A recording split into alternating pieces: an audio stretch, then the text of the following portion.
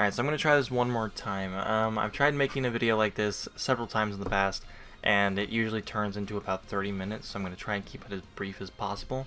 But basically I'm going to go ahead and describe my first impressions about Sword and Shield. I haven't done anything on them yet because of how controversial they're being, but I'm going to go ahead and take a closer look into them and explain how I feel about the games, because why not?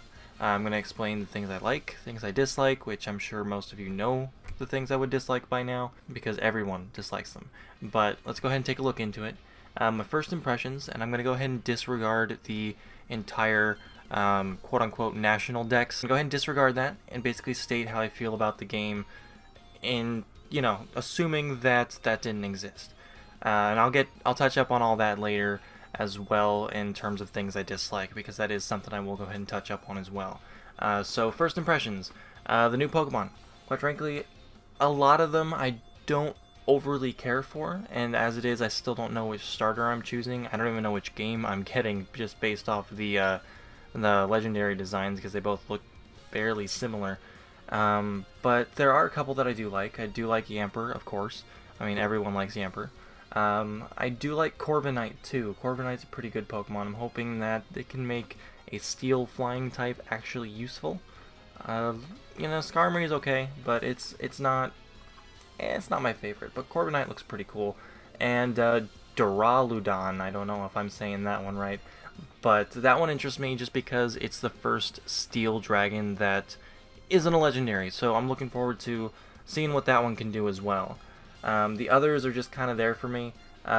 Roly-Poly, that one's okay. I don't actually hate that one too much. I think that one could be fairly interesting, especially if you are able to ride on some of your Pokemon like you were in Let's Go. Then that could definitely be a alternative to a bike, even though the bike does come back. But still, that would be kind of cool. I doubt that will happen in this game, but that'd be kind of cool. Moving on. Dynamaxing and Gigantamaxing. Okay, so I'm actually not interested in Dynamaxing at all, quite frankly, and I hate saying this because this word has been a little overused in the Pokemon community lately, but I feel like Dynamaxing is a little lazy, and that's just because you take a Pokemon, you blow up its model a little bit, and there you go, you gotta do mechanic. As far as Gigantamaxing goes, Gigantamaxing is actually a little more interesting to me because it does change the Pokemon's design. So it's kind of like really big Mega Evolution. So that one does interest me a little more than the Dynamaxing mechanic does, but we'll see how things kind of progress for that.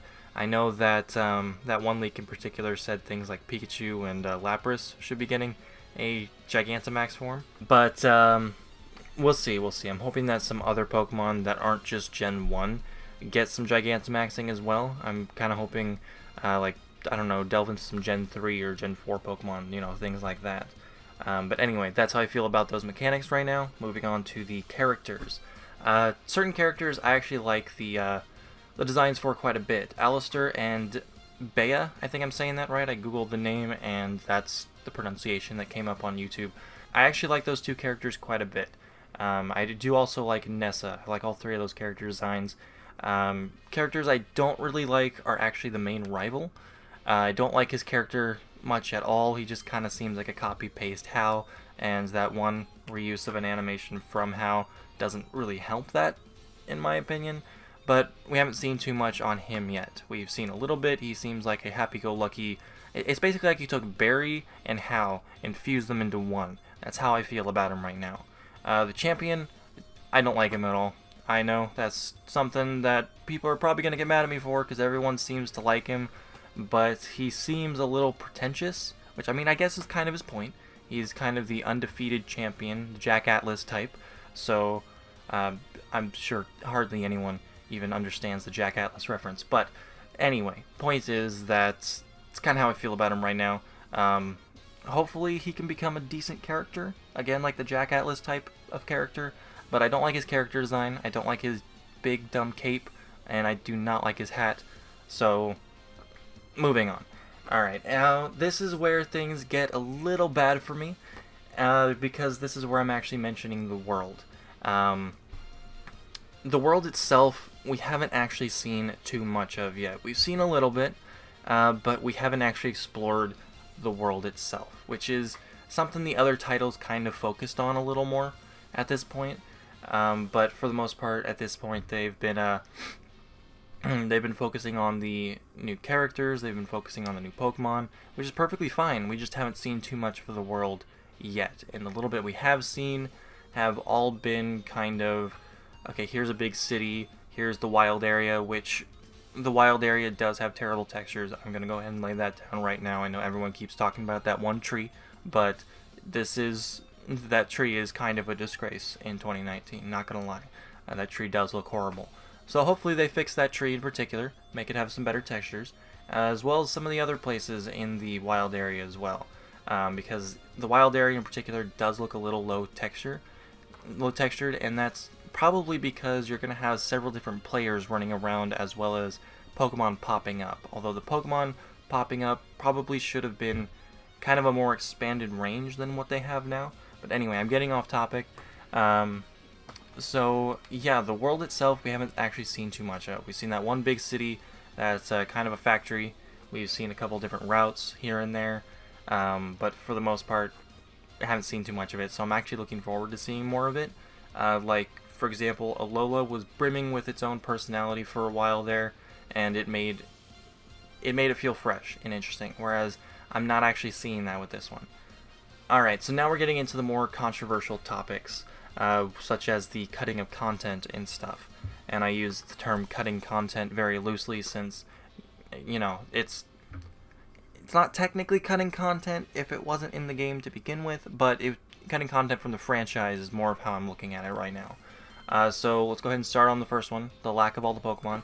And again, I'm not really going to refer to it as the national dex because, again, Ultra Sun and Ultra Moon proved you didn't need one to have all the Pokemon in the game. Quite frankly, I think that's a terrible decision. I really, really do. Because, one, you've made an entire community upset, and the Pokemon community is already it's a loose cannon. They'll fire on anything. But this didn't help. And I do actually fully agree this is something that actually does make me pretty angry with Game Freak at this time. But I'm not going to go around saying, bring back the national dex, because it's not going to help, guys. It's just not. They've made their decision. This is how it's going to be. If you want to make a statement, make it with your wallet. Because that's how things are going to be. If the game sells less, they'll look into that, be like, oh, we made a dumb, and then fix it in the next couple of titles. Probably not until Generation 9, though. So that kind of moves on to the next bit of cut content that actually makes me more mad than losing all the Pokemon. And that would be the lack of Mega Evolutions and Z-Moves. Mega Evolution in particular makes me a little mad. Z-Moves I could honestly live without. I was never really a fan of that mechanic, but I still don't see why cutting it out was necessary. As far as the Mega Evolutions go, let's go ahead and touch up on those first. There are several Pokemon in the game that can already Mega Evolve. Those being, there's 12 so far, one of which has 2. So those Pokemon are Charizard, Lucario, Gyarados, Gengar, Steelix, Tyranitar, Gardevoir, Gallade, Mawile, Manectric, Glalie, and Abomasnow. That's about 1/4, maybe a little over 1/4, because Charizard technically counts as 2 Mega Evolutions, but there are 46 Pokemon in total that can Mega Evolve. And, you know, I think this is a fair amount to keep the Mega Evolution mechanic in the game, especially since they've already got a Switch version of the Mega Evolution animation made, because they put it into Let's Go. So you just port that over. I'm sure that's actually not that hard, considering that, for the most part, Pokemon are reusing their animations from the 3DS. So you've got that created. And then, you know, just let the Megas do what they need to do. And, I mean, by all means, find a way to balance them out a little better. I know they can be a little broken. So, honestly, with the Gigantamaxing and Dynamaxing and Gigantamaxing, sorry, those last only 3 turns. If you gave, like, some kind of a trainer meter, I guess, whereas you can only use a certain amount of trainer energy per battle, and the Dynamaxing would use about half of it, Mega Evolution would use the last half, then you couldn't use any Z-moves, and so on and so forth, then that would actually help kind of balance it out and make Mega Evolutions last a certain number of turns as well. I honestly think that would be pretty good way of going about it, but I'm just kind of spitballing ideas, and this is kind of why the last couple of videos have been over 30 minutes. So I'm going to go ahead and stop there and say that, honestly, this is enough Pokemon for me to, kind of keep that mechanic in the game. Now, as far as Z-moves go, there are only actually 6 Pokemon in the game that can currently use an exclusive Z-move. Basically, what I'm going to go ahead and do here is say that, at the very least, the Pokemon-specific Z-moves should have remained in the game. And those 6 Pokemon that had their exclusive Z-moves were Pikachu, Eevee, Snorlax, Mew, Mimikyu, and Komodo. 7 if you count if Alolan Raichu does make it into the game, which I'm still not 100% sure that it will. That's not really a whole lot, but at the same time, there were only about 16 different exclusive Z-moves, if I'm remembering that correctly. I might have to go double check that, and by all means, if I get anything wrong, feel free to tell me, and I will definitely own up to my mistakes. So, yeah, that is something that does bother me, both of those in particular. The next thing that kind of bothers me, but not overly bothers me, is actually the reusing of assets. I can understand it. Don't get me wrong. I fully understand them needing to reuse assets. They do have over 900 Pokemon now. Or around 900, I guess I should say. But we're almost at 900, at the very least. I can understand reusing animations from past games. I honestly really can.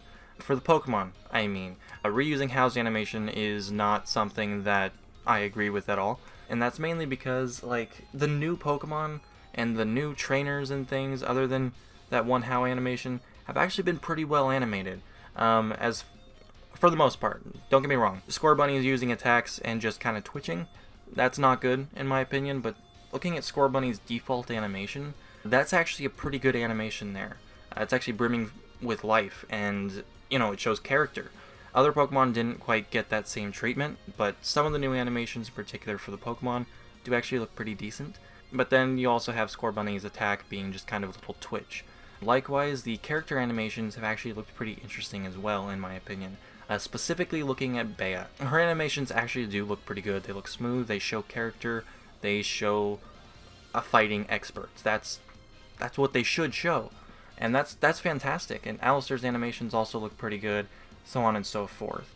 But honestly, I can understand them reusing animations, but this kind of goes into my next thing as well, which is kind of talking about the reasoning behind the things that they decided to do for this game.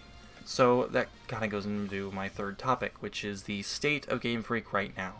And the first thing I'm going to touch up on is the flawed reasoning behind the lack of all Pokemon. And I say flawed reasoning because at the moment, we don't actually see any major improvements to the things that they said they were making improvements to. The first of which being the reuse of the animations.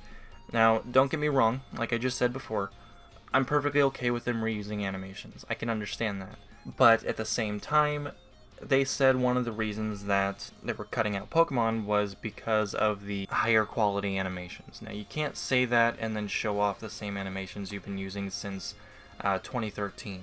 That doesn't really sit well with your consumers. So, I fully agree. That's not a good excuse. Now, there is something else I also want to bring to attention here, and that's basically regarding that leak that everything has already been proven right on. There's a potential camping feature being in the game. I don't normally like to touch up on leaks, but this one, again, they've been getting everything right so far. But the camping feature in particular needing its own exclusive animations and them needing to reanimate everything, all the Pokemon in the game, for that feature, then I could fully understand that. But they haven't actually shown us that yet. They haven't shown us to the extent of what that is yet. So I'm just kind of giving them the benefit of the doubt in that area, that they need to reanimate things 100% for that feature. And that does make sense to me. If they're putting a ton of animation effort into that side feature, I get it. I honestly really do, depending on the, how extensive it is. And that's a trend we might be seeing in the future games as well, because I genuinely do believe the next games after this one will be the Diamond and Pearl remakes. And in that game in particular, Contest and Diamond and Pearl, they did have a dancing feature. Now, on the DS, it was just the sprite hopping around because, it was the DS. But in this, in 2019, having a model hopping around, or 2020, I guess, having a model hop around for the dancing doesn't quite work. You'd probably have to animate them to actually make left and right motions and up and down motions and so on and so forth. So that is definitely something that I would give them the benefit of the doubt of, but again, we haven't quite seen that yet. Now, the next thing that we're going into is the quote-unquote balancing that they're doing. Cutting Pokemon out of the game is not how you balance your game. It's not. You go into each and every Pokemon's stats, and you balance them. This is something they could have been doing for a very long time. But obviously they haven't. They've just been adding new Pokemon and then leaving the other ones, for the most part, as is. The only two real balance changes that I can remember were removing Levitate from Gengar and making Metagross more affected by Dark types. I think it was Dark types. I could be wrong. But those are genuine balance things there. You balanced out the meta a little bit, and I mean, even then, Metagross and Gengar are still used in the meta. But, and don't get me wrong, I do agree that, Heatran in particular, that has been used in so many tournaments since Diamond and Pearl that it's time for it to take a step back. But that's kind of how they should be approaching the balance. They should be looking at which Pokemon are used over and over and over again, nerf those, buff some that are never used, and then kind of keep that cycle going per generation. And likewise, they could even do things like that with patches nowadays. They can make patches to alter stats and alter certain things, or even just create a ban list. There's so many Pokemon nowadays that a proper ban list could go into effect, but they just haven't done it. And by ban list, I mean, for those of you that might play card games, specifically Yu-Gi-Oh! In this case, there is a ban list that if a card is too powerful, then they outright ban it from tournaments, or they limit its usage. So for example, they could say things like, you can use Thundurus, but you can't have this move on it. So they could do things like that to try and balance the game a little more, or they could just kind of pull those moves out, have less focus on move tutors and more focus on what the Pokemon has by default. I mean, that's just kind of my take on it. I'm probably completely off. I'm not a huge competitive battler, so don't quote me on any of that. I'm just kind of spitballing ideas, and again, that's kind of why these videos are as long as they are. The final thing that I want to touch up on regarding the state of Game Freak right now is that they're working on too many games at once. Now, before Ultra Sun and Ultra Moon was released, they had the potential to be working on, or at least setting the groundwork, for 5 different games. Now, those games were Ultra Sun and Ultra Moon, which, yes, that was basically just Sun and Moon Plus, but development time still went into it. And then there was Town, that game they're currently working on that takes place in a town and monsters are attacking or something. There was Let's Go, which by this time for Ultra Sun and Ultra Moon, they had to have been mostly done with the game at that point. And that's strictly going based off of Let's Go came out the next year. Sword and Shield, they at least had the foundation started for the game at that point, so already that's 4 games that they're working on. And then possibly they were at least in the concepting phase for Generation 8 Part 2. Now, whether or not that's Sword and Shield Plus, or if that's Diamond and Pearl remakes, I don't know. But the point is, that's a potential of 5 games they were working on back in 2017. So, that's way too many games for the size of Game Freak. And another issue with the games that they're working on is that they're giving Town the most of their production time. And don't get me wrong, I'm not saying Game Freak should only work on Pokemon. I'm far from it. If a developer wants to work on other titles, that's great. But probably put most of your effort into the 100% for sure shot of a moneymaker, rather than something that may or may not do well. And I say that mainly because of, slapping a Game Freak logo on something isn't gonna make people want to buy the game. And that's simply because a lot of people don't even realize Game Freak makes the Pokemon games. And I know that sounds weird to some of you, but a lot of people are like, wow, Nintendo made another good Pokemon game. That's great. Or Nintendo's making bad mistakes in a Pokemon game. It's not Nintendo doing it, it's Game Freak, but a lot of people still think Nintendo develops and publishes the game rather than just publishing it. So that is something that you know, you probably should have focused on Pokemon a little more and had Town being worked on by your secondary team there.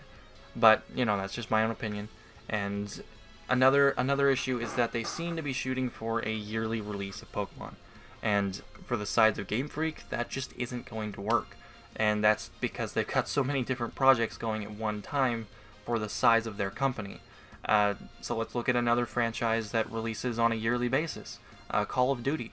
You've got 3 separate developers working on that, and even then, I'll give Infinity Ward some credit, even though Infinite Warfare was a terrible game.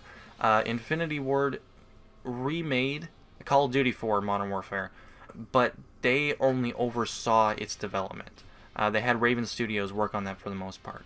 That is something that Game Freak should be doing in terms if they want to keep up with the yearly release.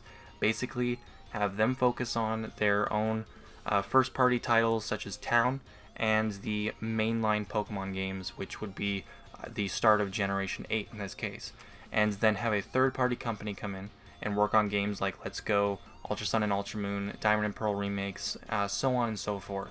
That way they can kind of balance their workload a little bit. But I've already gone pretty much close to the that 30-minute mark, so I'm going to go ahead and end it here. If you have any thoughts for me, any opinions, anything like that, go ahead and leave them in the comments.